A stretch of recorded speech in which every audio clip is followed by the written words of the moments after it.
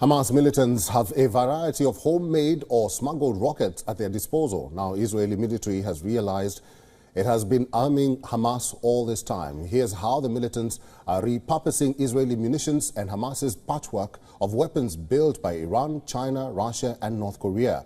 The very weapons that Israeli forces have used to enforce a blockade of Gaza over the past 17 years are now being used against them.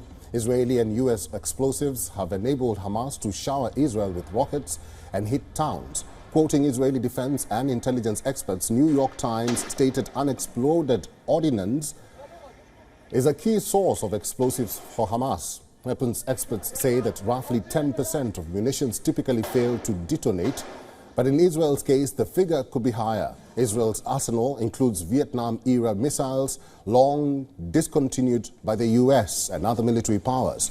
The failure rate on some of those missiles could be as high as 15%. Years of bombing has littered the area with thousands of tons of unexploded ordnance just waiting to be reused.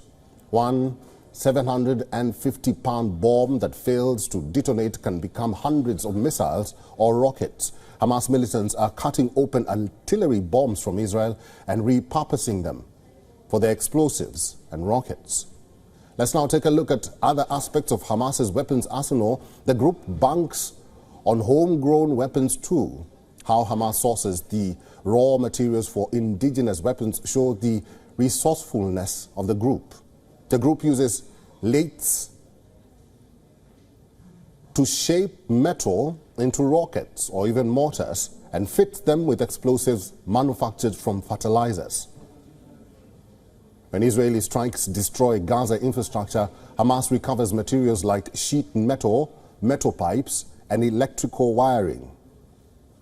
And from Hamas's weapon workshops, they emerge as rocket tubes or other explosive devices. Other homemade weapons include a launcher capable of firing 14 rockets simultaneously. Not to forget the Zuari drone, an explosive-laden aircraft which was used in the October 7th attack. The militant group has amassed a diverse patchwork arsenal of weapons from around the world. Experts say the majority of their arms are of Russian, Chinese or Iranian origin. North Korean weapons and those produced in former Warsaw Pact countries are also present in the arsenal. In the murky global arms trade, it can be difficult to determine who is selling weapons to whom.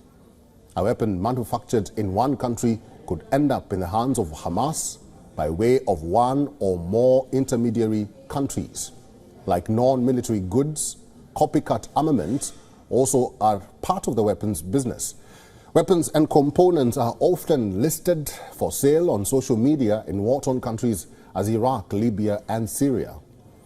Hamas's competency on the battlefield lies not in weapons finesse or accuracy, but in its ability to produce and procure a stockpile of weapons. The patchwork of weapons has proved deadly during weeks of intense urban warfare in Gaza.